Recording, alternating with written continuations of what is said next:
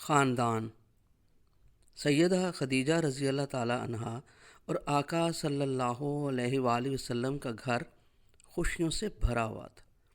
خدا نے ایک ایک کر کے 6 بچے آقا صلی اللہ علیہ وآلہ وسلم کو سیدہ رضی اللہ تعالیٰ عنہا کے بطن سے دیے۔ بچوں کی عمروں میں کم و بیش 1.5 سال کا وقفہ تھا۔ آقا صلی اللہ علیہ وآلہ وسلم کی عمر 26 سال ہوئی تو خدا نے بیٹے سے نوازا، نام قاسم رکھا گیا۔ اسی کی بدولت آقا صلی اللہ علیہ وآلہ وسلم کی کنیت ابو قاسم صلی اللہ علیہ وآلہ وسلم ہو گئی۔ ننھے قاسم ابھی 18 مہینے کے شیر خواری تھے کہ بخار سے فوت ہو گئے۔ آقا صلی اللہ علیہ وآلہ وسلم 28.5 سال کے ہوئے تو ان کے گھر سیدہ زینب رضی اللہ تعالیٰ عنہا پیدا ہوئیں۔ 1.25 سال بعد سیدہ رقیہ رضی اللہ تعالیٰ عنہا کی ولادت ہوئی۔ آقا صلی اللہ علیہ وآلہ وسلم 32 برس کے تھے جب سیدہ ام کلثوم رضی اللہ تعالیٰ عنہا کی پیدائش ہوئی۔ جن دنوں خدا اپنے گھر کی تعمیر نو کروانے کے لیے مکہ کے قبائل کے کندھوں پہ پتھر اٹھوا رہا تھا، اور خدا کے گھر پہ تعمیر نو کی تکمیل کے بعد حجر اسود آقا صلی اللہ علیہ وآلہ وسلم کے ہاتھوں رکھے جانے کا واقعہ ہونے والا تھا۔ آقا صلی اللہ علیہ وآلہ وسلم کے گھر میں جنت کی تمام عورتوں کی سردار سیدہ فاطمہ رضی اللہ تعالیٰ عنہا کی ولادت ہوئی۔ سیدہ فاطمہ رضی اللہ تعالیٰ عنہا کے بارے میں آقا صلی اللہ علیہ وآلہ وسلم کہا کرتے تھے کہ ان کا مقام ام عیسیٰ بنت عمران سیدہ مریم علیہ السلام کے بعد سب سے معزز تر ہے۔ آقا صلی اللہ علیہ وآلہ وسلم کا چھٹا بچہ سیدہ خدیجہ رضی اللہ تعالیٰ عنہا کے بطن سے بعثت کے بعد ہوا۔ بچے کا نام عبداللہ اور لقب طیب اور طاہر تھا۔ وہ بہت کم دنوں کا تھا کہ فوت ہو گیا تھا۔ آقا صلی اللہ علیہ وآلہ وسلم کی عمر مبارک اس وقت 43.25 برس تھی۔ وہی اترے 3.25 برس ہو چکے تھے۔ اسلام کی طرف بلاوے کا عام اعلان ہوئے بھی کچھ مہینے گزر چکے تھے۔ قریش کے سردار آقا صلی اللہ علیہ وآلہ وسلم کی مخالفت پہ ان دنوں اترے ہوئے تھے۔ ننھے طاہر طیب کی وفات پہ بنو سہم کے قریشی بد فطرت سردار عاص بن وائل نے کعبے کے احاطے میں لوگوں کے ہجوم میں کہا، لو ابن عبداللہ صلی اللہ علیہ وآلہ وسلم کی نسل منقطع ہو گئی اور نعوذ باللہ وہ ابتر ہو گئے۔ آقا صلی اللہ علیہ وآلہ وسلم نے اس بدتمیزی کا کوئی جواب نہ دی۔ آقا صلی اللہ علیہ وآلہ وسلم کے خدا نے سورۃ کوثر اتاری۔ 3 آیتوں کی اس حسین سورت میں کہا، ہم نے تمہیں کوثر عطا کی، اب رب کی بڑائی بیان کر اور قربانی کر، یقیناً تیرا دشمن ہی ابتر ہوگا۔ آقا صلی اللہ علیہ وآلہ وسلم نے کبھی برائی کا جواب برائی سے نہیں دیا۔ خدا نے لیکن آقا صلی اللہ علیہ وآلہ وسلم کو برا کہنے والے کسی بدبخت کو نہ چھوڑا۔ اینٹ کا جواب پتھر سے دیا۔ صرف اسی کو نہیں، آقا صلی اللہ علیہ وآلہ وسلم کے دشمن کی نسلوں میں ایسے پتھر پیدا کر دیے جو اپنے اپنے نصیب بھی خود توڑیں اور برباد ہوں۔ آقا صلی اللہ علیہ وآلہ وسلم خدا کا مان ہے۔ ان کا گھر سکون اور خوشیوں سے بھر دیا گیا۔ سیدہ خدیجہ رضی اللہ تعالیٰ عنہا جو مکے کی کامیاب اور متمول تاجرہ تھی، اپنے بچوں کی پرورش اور آقا صلی اللہ علیہ وآلہ وسلم کی خدمت میں جت گئیں۔ ہر بچے کے لیے اس کی پیدائش سے پہلے ایک دودھ پلانے والی کا انتظام کیا جاتا تھا۔ ہر بچے کی پیدائش کے 7 دنوں بعد عقیقہ ہوتا۔ بیٹے کی ولادت پہ 2 بکرے اور بیٹی کی پیدائش پر 1 بکری ذبح کر کے لوگوں کو کھلا دی جاتی۔ آقا صلی اللہ علیہ وآلہ وسلم کی چھوٹی پھوپھی صفیہ جو سیدہ خدیجہ رضی اللہ تعالیٰ عنہ کی بھابھی تھیں، ان کی آزاد کی ہوئی کنیز سلمہ ہمہ وقت سیدہ رضی اللہ تعالیٰ عنہ کی خدمت گزار تھیں۔ شادی کے بعد اور بچوں کی ولادت پر بھی کئی بار آقا صلی اللہ علیہ وآلہ وسلم کی رضائی ماں مائی حلیمہ سیدہ رضی اللہ تعالیٰ عنہ کے گھر آتی اور سیدہ رضی اللہ تعالیٰ عنہ سے انعام و اکرام وصول کرتی رہیں۔ پہلی بار جب شادی کے بعد مائی حلیمہ تشریف لائیں تو آقا صلی اللہ علیہ وآلہ وسلم میری ماں کہہ کے لپک کے ان سے لپٹ گئے اور اپنے سر پہ بندھی چادر ادب سے کھول کے زمین پہ بچھی چٹائی پہ بچھائی اور ماں حلیمہ کو احترام اور محبت سے بٹھایا۔ ان دنوں اماں حلیمہ کے علاقے میں خشک سالی سے قحط آیا ہوا تھا۔ سیدہ خدیجہ رضی اللہ تعالیٰ عنہا نے ایک کجاوا اونٹ اناج اور 40 بھیڑیں اماں حلیمہ کی نظر کی۔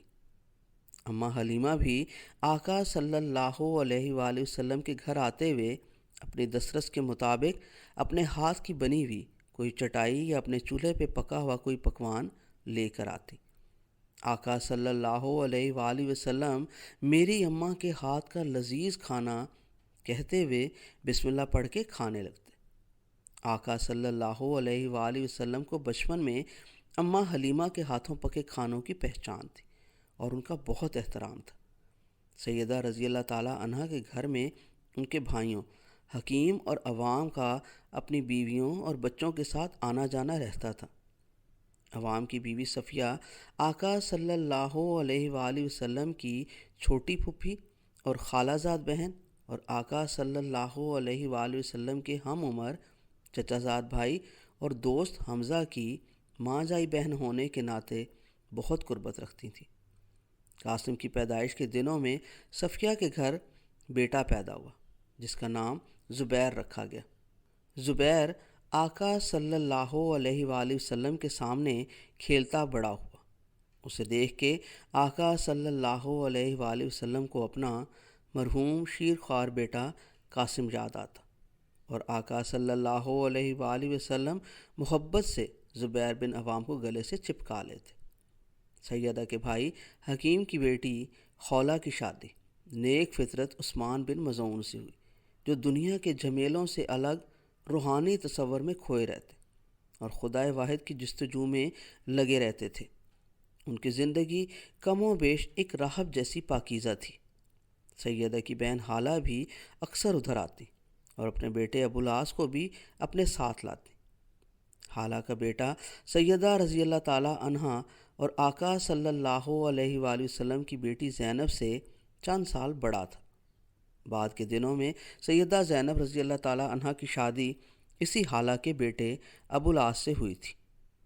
آقا صلی اللہ علیہ وآلہ وسلم جن دنوں کعبہ کی تعمیر نو میں حجر اسود اپنے ہاتھوں سے لگا کے آئے اور خدا نے ان کے گھر سیدہ فاطمہ رضی اللہ تعالیٰ عنہا کو پیدا کیا تو آقا صلی اللہ علیہ وآلہ وسلم اپنے چچا ابو طالب کا 6 سال کا چوتھا بیٹا علی رضی اللہ تعالیٰ عنہ ہمیشہ کے لیے اپنے گھر لے آئے۔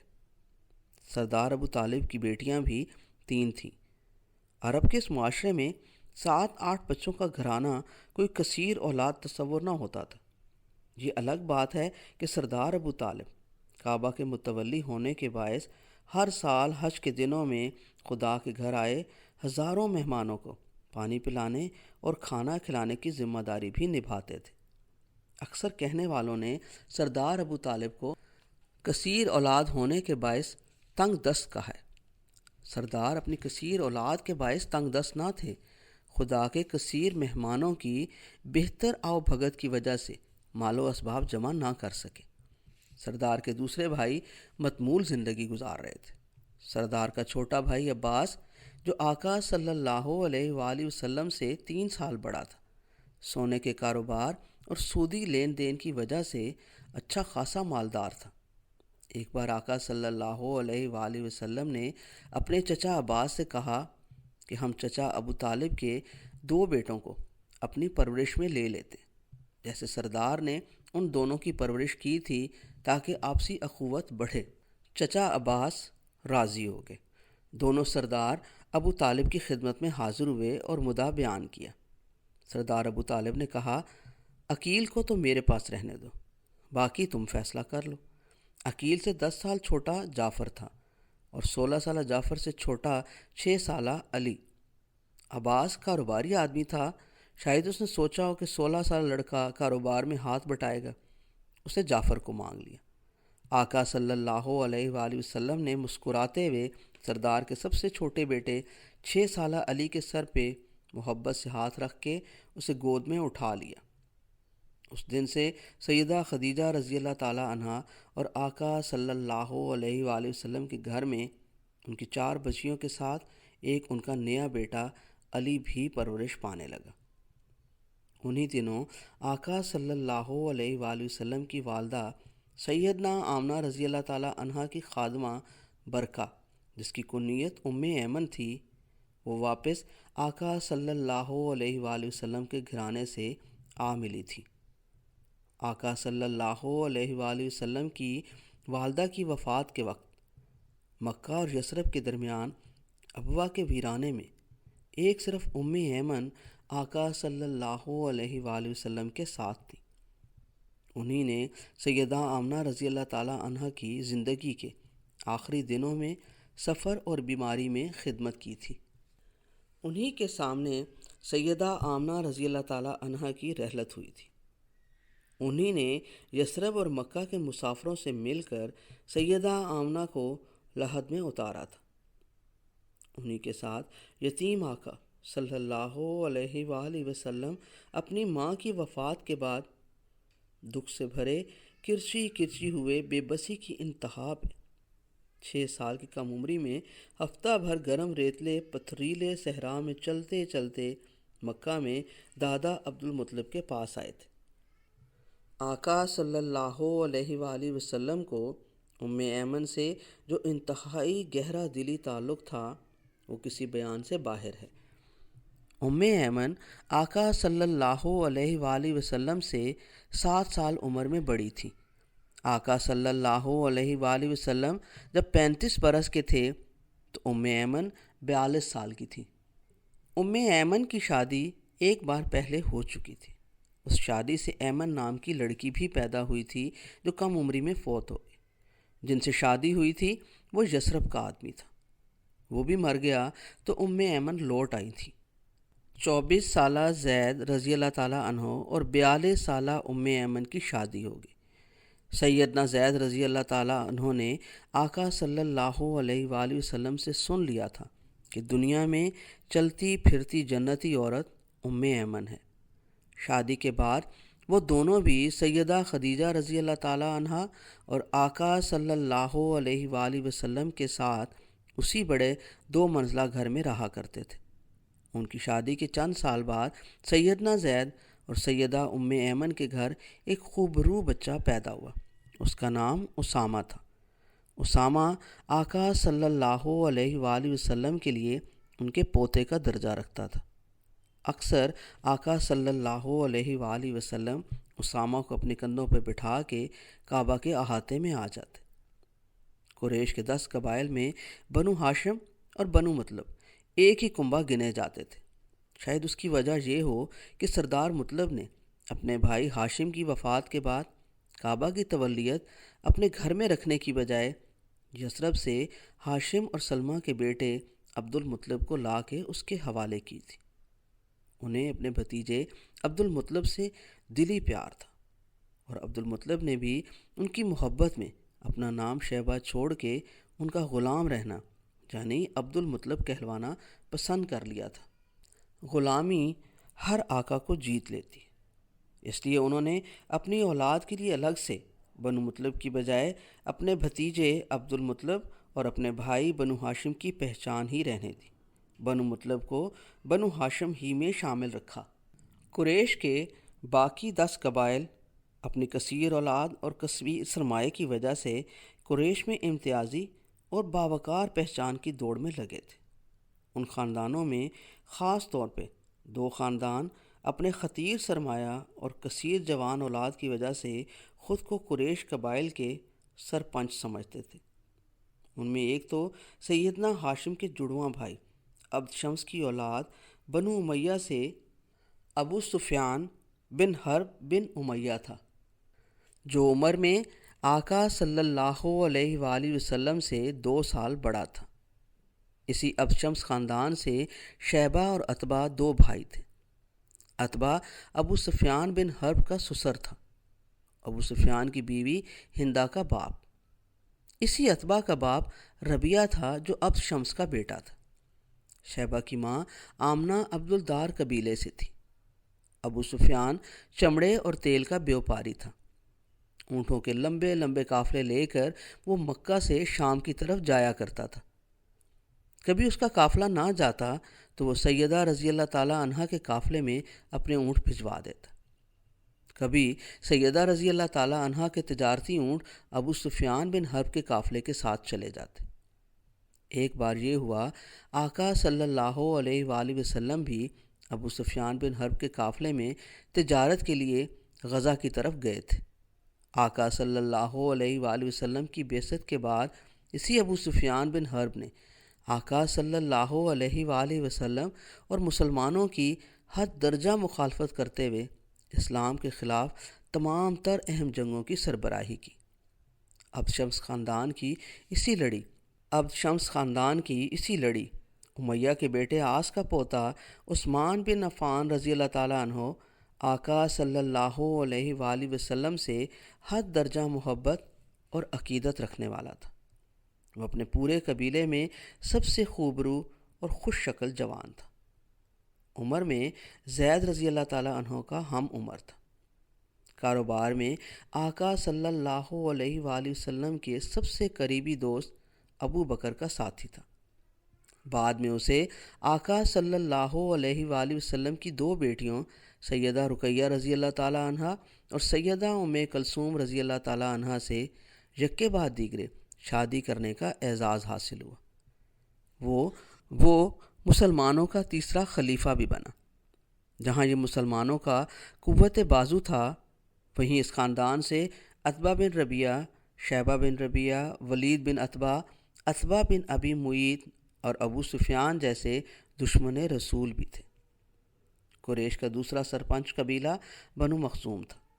بنو مخزوم میں آقا صلی اللہ علیہ وآلہ وسلم کے دادا سردار عبد المطلب نے اپنی دو بیٹیاں امیمہ اور عاتقہ بیائی تھی۔ آقا صلی اللہ علیہ وآلہ وسلم کی ان دونوں پھوپھیوں کے بچے آقا صلی اللہ علیہ وآلہ وسلم سے پیار کرتے تھے اور ان کا آقا صلی اللہ علیہ وآلہ وسلم کے گھر آنا جانا تھا۔ سردار ابو طالب نے اپنی بیٹی فاختہ جو ام ہانی کے نام سے مشہور ہوئیں، ان کا بیاہ بھی بنو مخزوم میں کیا تھا۔ خود سیدہ خدیجہ رضی اللہ تعالیٰ عنہ کے دوسرے مرحوم خاوند کا تعلق بھی اسی مخزوم قبیلے سے تھا۔ اس قبیلے کا اس وقت سردار حکمت کا باپ ابو الحکم کے لقب سے جانا جاتا تھا۔ نام اس کا عمر بن حشام تھا۔ عمر میں وہ آقا صلی اللہ علیہ وآلہ وسلم سے چند سال ہی چھوٹا تھا، مگر اپنے تکبر اور خود سری کی وجہ سے وہ آقا صلی اللہ علیہ وآلہ وسلم اور مسلمانوں کا انتہائی شدید دشمن تھا۔ اسی لیے آقا صلی اللہ علیہ وآلہ وسلم نے اس کا نام ابو الحکم کی بجائے جہالت کا باپ یعنی ابو جہل رکھا۔ اسی نام سے وہ تاریخ میں جانا جاتا ہے۔ اس کی مخالفت زیادہ تر مکی دور میں رہی اور مدنی دور کی پہلی لڑائی بدر میں وہ ہلاک ہو گیا۔ اسی قبیلے مخزوم سے آقا صلی اللہ علیہ وآلہ وسلم کی پھوپھیوں کے بیٹے عموماً آقا صلی اللہ علیہ وآلہ وسلم کے دوست اور فرما بردار رہے۔ ارقم بن الارقم جو بچپن سے آقا صلی اللہ علیہ وآلہ وسلم کا عقیدت مند اور خیر خواہ تھا، اسی قبیلے مخزوم سے تھا۔ آقا صلی اللہ علیہ وآلہ وسلم سے وہ عمر میں 10 سال چھوٹا تھا۔ اس کا آقا صلی اللہ علیہ وآلہ وسلم کے گھر آنا جانا تھا۔ آقا صلی اللہ علیہ وآلہ وسلم بھی صفا کے پاس اس کے خوبصورت اور کھلے گھر میں اکثر آیا جایا کرتے تھے، جو مکے کی آبادی سے نسبتاً باہر تھا۔ وہیں پہ آقا صلی اللہ علیہ وآلہ وسلم کے پروانے ان کے پاس جمع ہوتے۔ اسی خاندان مخزوم سے الولید بن مغیرہ کے بیٹے ولید بن الولید اور اس کا بیٹا خالد بن ولید بھی آقا صلی اللہ علیہ وآلہ وسلم کی امانت اور دیانت کی وجہ سے ان کا احترام کرتا تھا۔ اسی قبیلے سے ام سلمہ کا خاوند ابو سلمہ آقا صلی اللہ علیہ وآلہ وسلم سے خاص انس رکھتا تھا۔ ہاشم اور عبد شمس کے بھائی نوفل کی اولاد میں مطعم بن عدی بن نوفل اور مطعم کا بیٹا جبیر بن مطعم بھی آقا صلی اللہ علیہ وآلہ وسلم کے خیر خواہ لوگ تھے۔ بنو زہرہ بھی قریش کا معزز قبیلہ تھا۔ آقا صلی اللہ علیہ وآلہ وسلم سے قریبی رشتہ ہونے کے ناطے اس قبیلے کے لوگ بعثت سے پہلے اور بعد میں بھی عموماً آقا صلی اللہ علیہ وآلہ وسلم کے دوست اور محبی رہے۔ اسی قبیلے سے آقا صلی اللہ علیہ وآلہ وسلم کے دو عظیم دوست اور خیر خواہ سعد بن ابی وقاص رضی اللہ تعالیٰ عنہ اور عبد الرحمن بن عوف رضی اللہ تعالیٰ عنہ تھے۔ شاید انہوں نے اپنی خالہ سیدہ آمنہ رضی اللہ تعالیٰ عنہ سے آقا صلی اللہ علیہ وآلہ وسلم کی ولادت کے وقت دیکھی ہوئی حیران کن معجزاتی باتیں سنی ہوئی تھیں۔ یہ دونوں عمر میں آقا سے 12-15 سال چھوٹے تھے، مگر آقا صلی اللہ علیہ وآلہ وسلم کے قریبی دوست ابو بکر رضی اللہ تعالیٰ عنہ کے کاروباری ساتھی بھی تھے۔ انہی کی وجہ سے ان دونوں کا بھی آقا صلی اللہ علیہ وآلہ وسلم سے اکثر ملنا جلنا رہتا تھا۔ قریش کے ان قبیلوں میں سے قبیلہ بنو عدی کے سعید بن زید آقا صلی اللہ علیہ وآلہ وسلم سے محبت کرنے والے تھے۔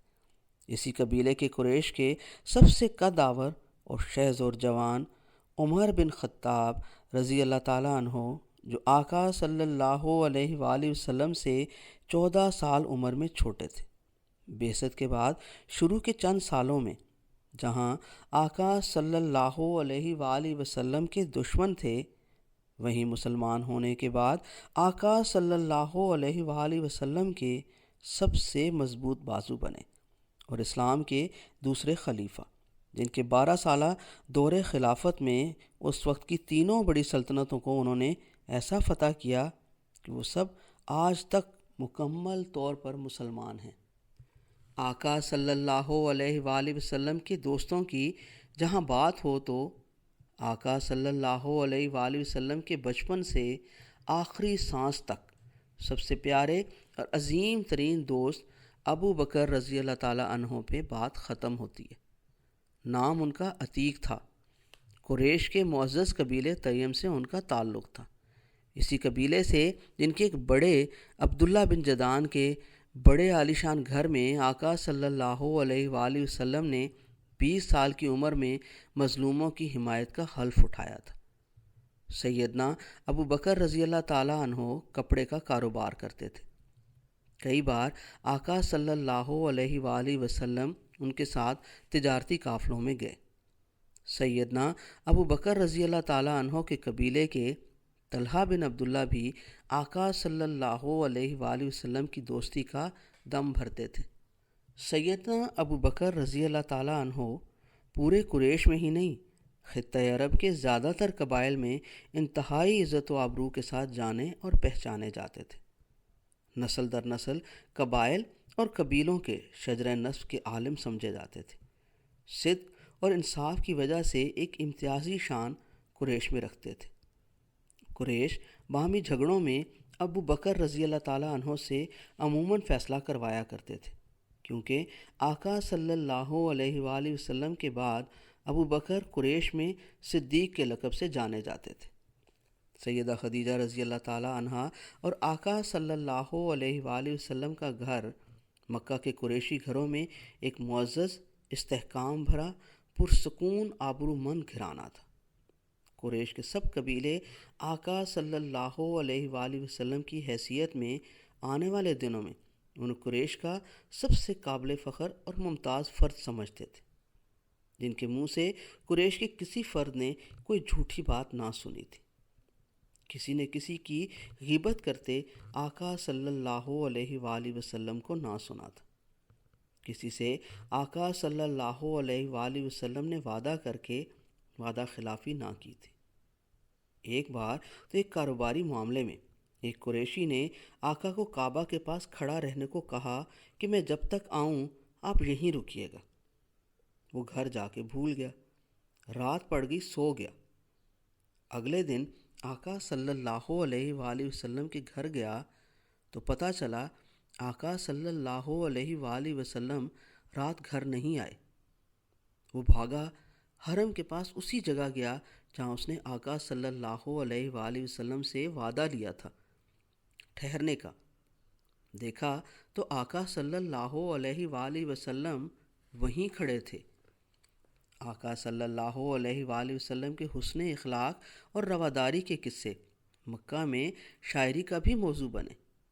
آقا صلی اللہ علیہ وآلہ وسلم کے حسن سلوک، ظاہری حسن و جمال، اخلاقی برتری، جھوٹ ریاکاری اور غیبت سے اجتناب، وعدے کی پاسداری، ایک متمول طاہرہ تاجرہ بیوی کا پرسکون گھر، خوش شکل، خوش خصال، خوش اتوار، تہذیب یافتہ 4 بچوں کے باپ، اور قریش کی سب سے معزز شاخ بنو ہاشم کے چشم و چراغ، قریش کے دیو مالائی سردار عبد المطلب کے لاڈلے پوتے، اور حاجیوں کو پلانے اور کھلانے والے سخی چچا ابو طالب کی سرپرستی سے تمام قریش قبیلوں کو احساس تھا کہ آنے والے وقتوں میں محمد بن عبداللہ آقا صلی اللہ علیہ وآلہ وسلم قریش کی سربراہی اپنے جد امجد ہاشم اور دادا سے بھی بہتر نبھائیں گے۔ اسی لیے آقا صلی اللہ علیہ وآلہ وسلم کے امیر کبیر متکبر چچا ابو لہب نے اپنے 2 جوان بیٹوں عتبہ اور عتیبہ کی منگنیاں آقا صلی اللہ علیہ وآلہ وسلم کی دونوں منجلی بیٹیوں سیدہ رقیہ رضی اللہ تعالیٰ عنہ اور سیدہ ام کلثوم رضی اللہ تعالیٰ عنہ سے بڑے چاؤ سے کی تھی۔ ابو لہب کی بیوی ام جمیل جو ابو سفیان بن حرب کی سالی تھی، پڑھی لکھی اور شاعرہ تھی، آقا صلی اللہ علیہ وآلہ وسلم اور سیدہ رضی اللہ تعالیٰ عنہ کے گھر آ کے اکثر اپنی ہونے والی بہوؤں کو محبت سے دیکھ دیکھ کے ریجھتی رہتی۔ آقا صلی اللہ علیہ وآلہ وسلم کی بعثت کے بعد ابو لہب نے دونوں منگنیاں توڑ دی تھیں، اور وہ دونوں میاں بیوی آقا صلی اللہ علیہ وآلہ وسلم کے بدترین دشمن بن گئے تھے، مگر آقا صلی اللہ علیہ وآلہ وسلم نے کبھی انہیں نقصان نہ پہنچایا۔ آقا صلی اللہ علیہ وآلہ وسلم کی شخصیت میں ہر جاننے والے اور نہ جاننے والے کے لیے مکمل خیر تھا۔